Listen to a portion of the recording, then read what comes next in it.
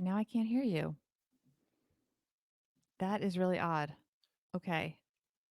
You I might have to, can't. you might Oh have wait, to, now I hear you. Now I that's hear you. But I do hear you now. I did not want to go live. Okay.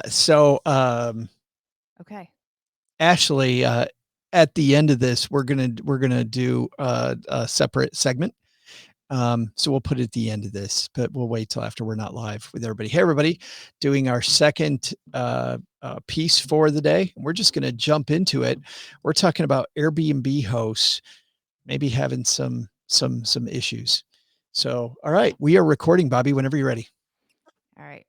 The Airbnb economy has been hit hard by the coronavirus lockdown, but if you think it's just the owners taking a hit, you're in for a rude awakening. It is a whole economic ecosystem from cleaning services to decorators, not to mention maintenance workers.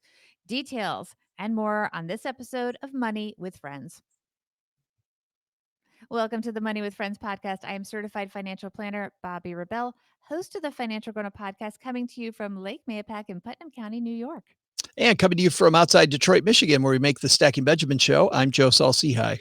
This is the Money News Show that includes stories from across the excuse me, that includes commentary on recent headlines and stories with thought leaders from across the financial landscape. We break those stories down into what matters to you, our friends, and we leave you with a takeaway to make it your own. And we do this live, and that's why we mess up sometimes. Go, And Joe. that's half the fun of the show. The other fun is that we are sponsored by Joust. Big thanks to them for supporting Money with Friends.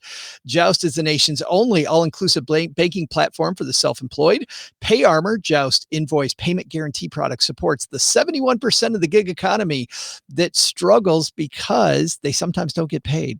You can sign up for Joust for free at try.joust.com/MWF and enter promo code Money with Friends, and you'll get $100 in credits. That's try.joust.com/MWF. Just got a note from George, by the way. They have a waiting list running currently. They are also about to announce some big changes that they can't talk about. But if you want to be first in line for the new iteration of Joust, head to try.joust.com/MWF. Well, change is all over the place. At the end of today's show, we'll be talking about a big change here. But right now, Bobby, we're talking about Airbnb. You've never stayed in an Airbnb. I have never stayed at an Airbnb. I've been interested in it, but my husband loves hotels. He loves hotel amenities. And because he travels a lot for work, he has a lot of Oh, perks with the yeah. hotels. Yeah. So he's built up all those perks. So the truth is, very often when we travel as a family, we can travel for free by staying at hotels. And he loves the benefits of hotels. So that's what we do. And when I travel on my own for work, it's usually for a conference. So if it's a conference, I want to stay at the hotel that the conference is at. And if it's for a client, they are usually paying for a hotel. So that's why I've never stayed in Airbnb. Ah, I gotcha. totally support them. I've heard great things, but just hasn't happened. Yeah, I'm a big fan of Airbnbs, but only when we do extended stays. Like when we stay at an Airbnb, we're staying there for a week. If I stay at a hotel, I'm usually there for 2 or 3 days.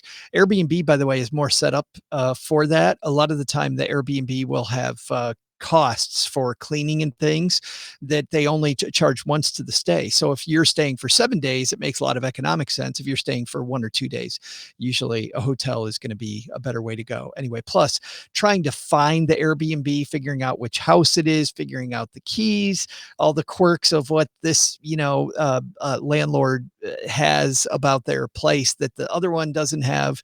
A hotel is so much easier. But for those extended stays, I have to tell you, staying in a neighborhood where real people in that community live and kind of feeling like you're just becoming a little bit for a week, maybe, or 2 weeks, a member of the community. It's a lot of fun. We're actually doing an Airbnb for 3 weeks when we're in Bali for the month of December. Oh, you're just rubbing it in. Did I? I just did. Yes. Well, Yes, you just did. we can talk about that more later. Right now, let's see which one of our friends is going to help us kick off today's show. All right, this comes to us from Fox Business, and it is by way of the Wall Street Journal, by the way, I see here. And it doesn't tell us who it's written by, Bobby. So apologies to the author, but let's get into it. The piece is "A Bargain with the Devil, Bill Comes Due for Overextended Airbnb Hosts." For years, Cheryl Dopp considered the ding on her phone from a new Airbnb Inc. booking to be the sound of what she called, quote, magical money. A property she rented out in Jersey City, New Jersey on Airbnb could gross more than $8,000 a month, she said, double what long term tenants would pay. Now, Ms. Dopp associates the ding with cancellations and financial misery. The 54-year-old information technology contractor said she had about $10,000 in bookings evaporate overnight in March. She had $22,000 in monthly expenses for a largely Airbnb portfolio, she said, that included another Jersey City home and a house in Miami. In her mind, the promise of more rental income offset the growing debt, she said. I made a bargain with the devil. Ms. Dopp is part of an upper crust dimension of the gig economy, property owners and speculators who bought or leased real estate in pursuit of Airbnb profits. Airbnb spawned a cottage industry of homeowners running their own property empires, turning the startup into hoteliers without any hotels. The coronavirus's spread has exposed swaths of the U.S. economy that were ill suited for a crisis, great for offering inexpensive goods and services quickly, terrible in an economic disaster. The sharing economy has proven particularly unstable in the pandemic. Silicon Valley championed the concept of turning America into a land of entrepreneurs, taking advantage of flexible hours, unimpeded by the regulations or specialized training. People who bought into the idea turned their cars into workstations for Uber Technologies and Lyft, or became couriers for food delivery services like DoorDash. They have taken a hit. But with Airbnb, the problems are broader. Hosts brought them Hosts brought with them cleaning services, interior designers, and property maintenance workers who helped build miniature property empires. So their plight has ripple effects that go far beyond their own listings. Airbnb hosts saw $1.5 billion in bookings vanish in mid March as the travel industry froze, according to market research firm AirDNA LLC, which analyzes bookings. Airbnb gave guests full refunds and forced hosts to dip into their pockets or beg for leniency on April loans and rent. Hmm. It's interesting when you talk to people that run restaurants, hotels, businesses, to be successful, they come up with a formula, right? Of how much money I have to leave in reserves, how much debt I can take on. For a restaurant, as an example, what the food cost is. I'm sure it's the same for cleaning cost and all these things. And it's funny when you look at something like an Uber or a Lyft. A lot of people have said this for a while, Bobby, that if you knew how to do math, you wouldn't drive for Uber or Lyft, because when you look at the depreciation on your vehicle and you add that in and you add your own quote wage cost, you add in all these extra costs, payroll, whatever it might be, your portion of the FICA tax, because now you're self-employed, Hmm. the math makes no sense. And these companies, to some degree, realize that. But in this case, I feel like this isn't Airbnb's problem. This is a problem because you can charge whatever you want for your space. This is a problem of people that thought that it was just, hey, I rent out my house, I get this magical check, and then I begin living on all of it, right? Which isn't the Yes. case. Well, I agree with what you're saying. And that is something as the article goes on, and it's a long piece, so we're not going to read the whole piece. They do make that point that many people were using this money to, live a better lifestyle, which by the way is not a bad thing. Okay. That's actually okay. You're allowed to earn more money and you can then spend more money. That's not bad in and of itself. I do also think a lot of people were using this money, especially when they were renting out an extra room in their own home. And a lot of this piece is about people that were buying extra properties to build this business. But when you're renting out a spare bedroom, very often that's about making ends meet. And a lot of Airbnb hosts were having a tough time economically, still recovering in some ways from the last recession. And this was a way to bridge the gap and have extra money coming in just to pay their bills.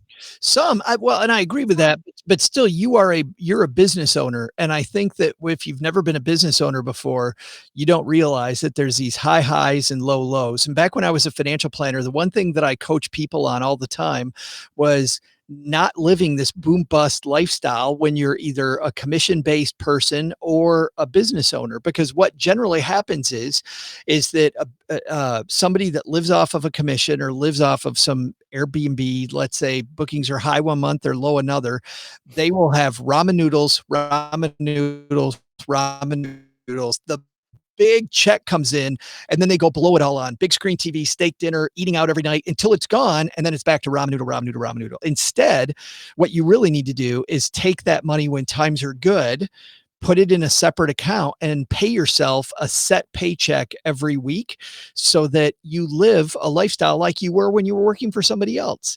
And when you did that, it evens stuff out a lot more. I really feel bad for people that thought that, hey, this money coming in, this is going to be an income stream that's going to continue, when it Yeah. rarely is. If you own a business, there's always downturns. Businesses do have ebbs and flows. However, this is not a normal ebb and flow, to be fair. I know I'm kind of maybe being a little too soft, but I think that this is something so unforeseen. Usually, your business will start to go down a little gradually. Maybe people, if there's an economic hiccup, people are losing their jobs, people will gradually back off. This just went to zero.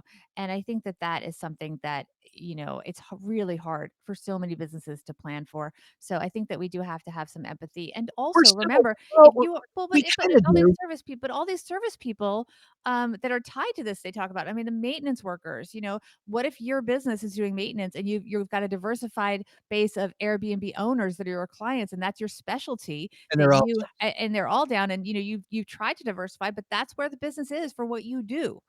So, I those get that, but people, I mean, it's tough, if you I agree that it's tough, but if we really look at this, we are 2 months in. We're which is 2 not months. that far. 2 months, people No. should have 2 months saved. Yes, I agree with Yes, that. and if you're on your last straw and you're 2 months in, I mean, I don't wanna do the Dr. Phil, "How's that working out for you?" But to some degree, you gotta think about, "Why did I run my business that way?"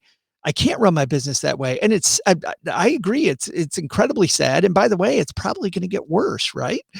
I mean, even as the economy opens up, is somebody gonna wanna stay at an Airbnb next week, 2 weeks from now, 3 weeks from now, like hotels? I mean, it's still gonna be tough. Restaurants, the same way. So I totally agree. If we're talking 4, 5, 6 months out, 2 months and you're running out of money already? Fair enough, but I still think that we should have empathy for them because, like so many businesses, businesses were just caught so off guard by the sharpness of Sure. the drop. So, Well, and also the fact that Airbnb, you mentioned that Airbnb themselves, while clearly hurt, a lot of the pain is being, the brunt of the pain is being felt by their hosts.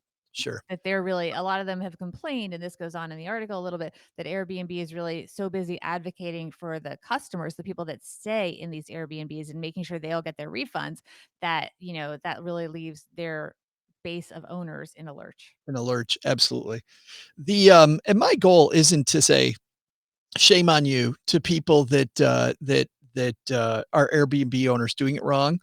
Our lesson is really for our listeners, which is it makes sense whenever you're building anything, building any dream, to think about all the things that could go wrong ahead of time with that dream, and then building contingencies. I mean, and I'll give you an example to go back to rubbing salt in the wound earlier, talking about going to Bali for the month of December, like I am.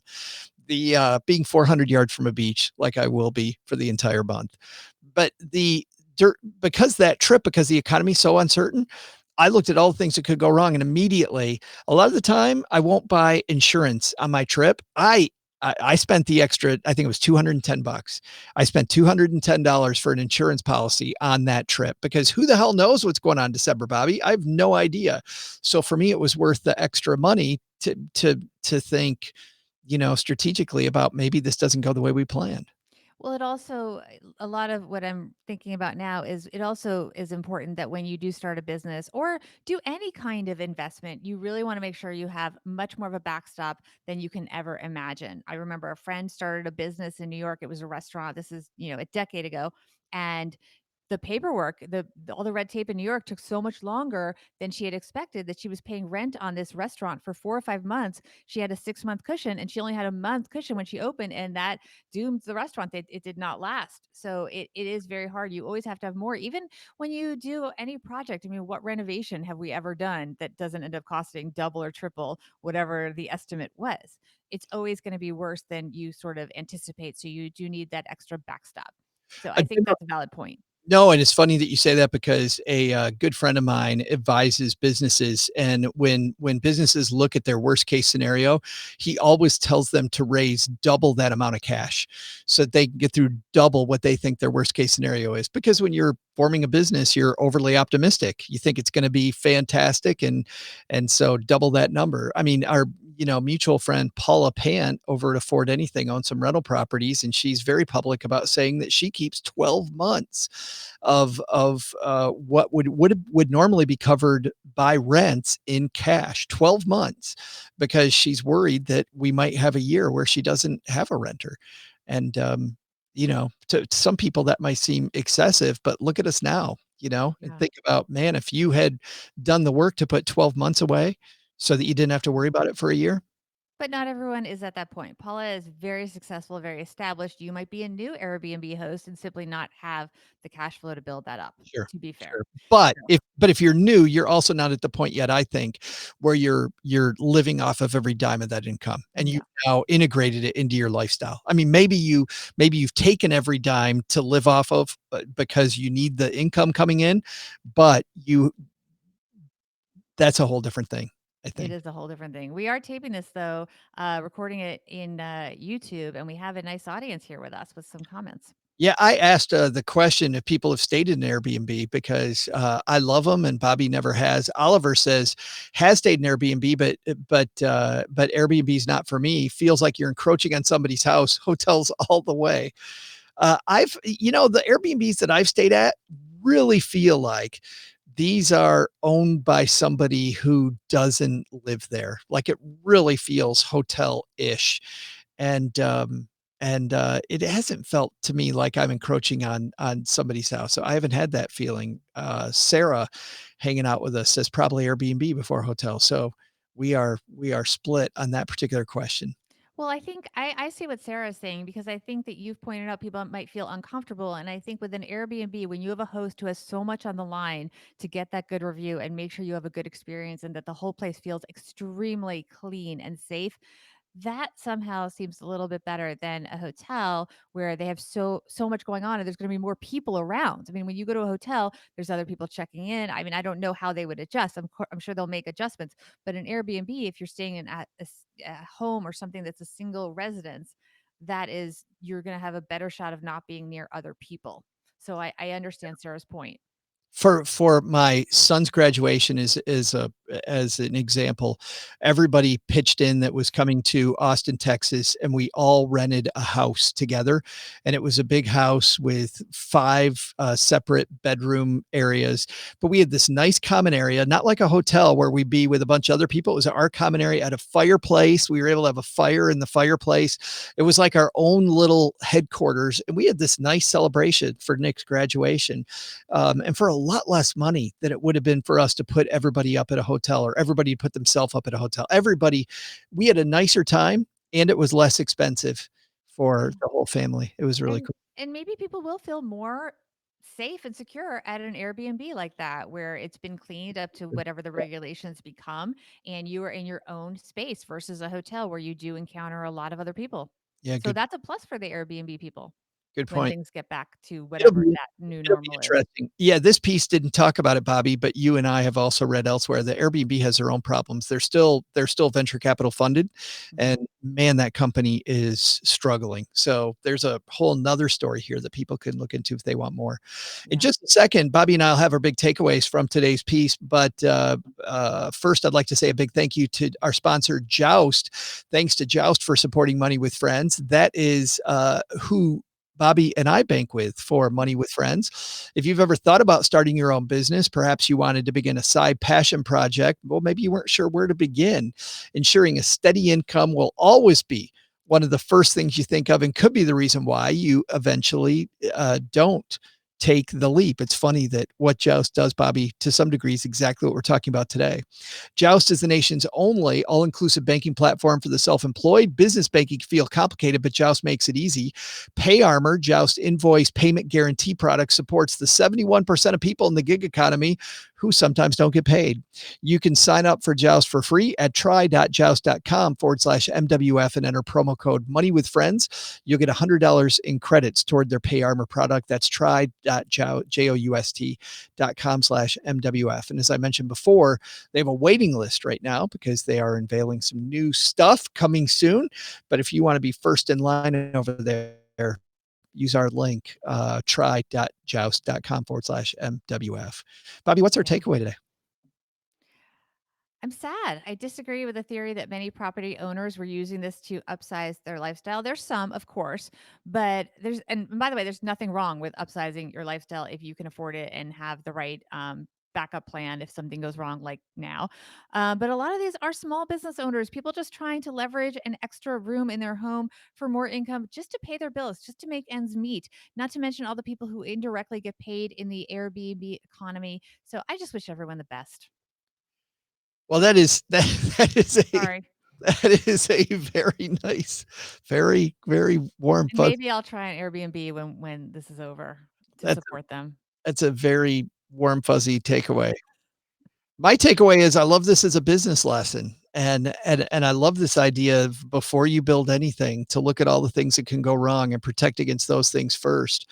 And having this income stream also means whether you want to or not, it's a business, and you want to treat it like it's a business and think of how the business could go wrong. And when I see businesses that have bad things happen to them, it ends up being a great case study for business owners that want to be successful. So whether you're looking at your own financial plan or you're looking at starting a business, I think learning from this and saying, I need to have some of that money go into a reserve so that if something bad happens, I'm not as dependent on it.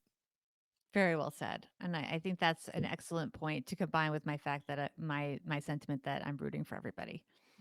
Bobby has the God bless us each and every one going today. How do people help us make the show, Bobby?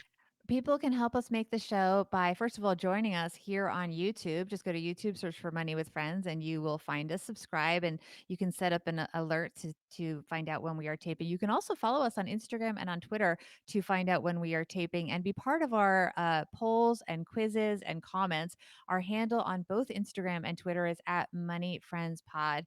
And you can also learn more about the show by going to moneywithfriendspodcast.com on the internet. Tomorrow, who are you hanging out with tomorrow? Aaron Lowry? Aaron Lowry, birth Aaron Lowry. millennial. Yeah, Yeah. gonna be fantastic, and later in the week, it's Liz Weston and I. So, another week here at Money with Friends. On behalf of Big week. Bobby, I'm Joe.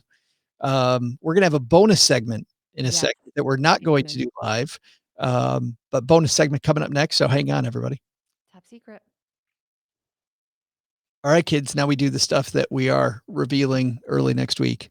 So, we are not doing all the shows live on YouTube, just this. I I have a friend, a groundhog, who hangs out in this little we have a little stream that runs by our house, and he hangs out there, but he suns himself, like, right out here. I wish I could show you because he's right in front of the door to the basement, like it's a walkout basement, and, here, Take a picture and post it on the Stacking Benjamins Facebook group. let me see if I can, he just walked away, of course. Oh, But anyway, he was right in front of the door, but he's my buddy. Not good if he's right up against the house because they like to dig and make big holes, but he lives in the edge of the little stream. But anyway, where were we? We're gonna go do we're our gonna say goodbye, but everybody, you gotta listen to the audio version. Make sure you are subscribed, and please leave some nice reviews on our Apple. Just stuff. saying, just saying, on Apple iTunes or whatever, Apple Podcast. Please leave nice reviews. It would be nice, especially for me.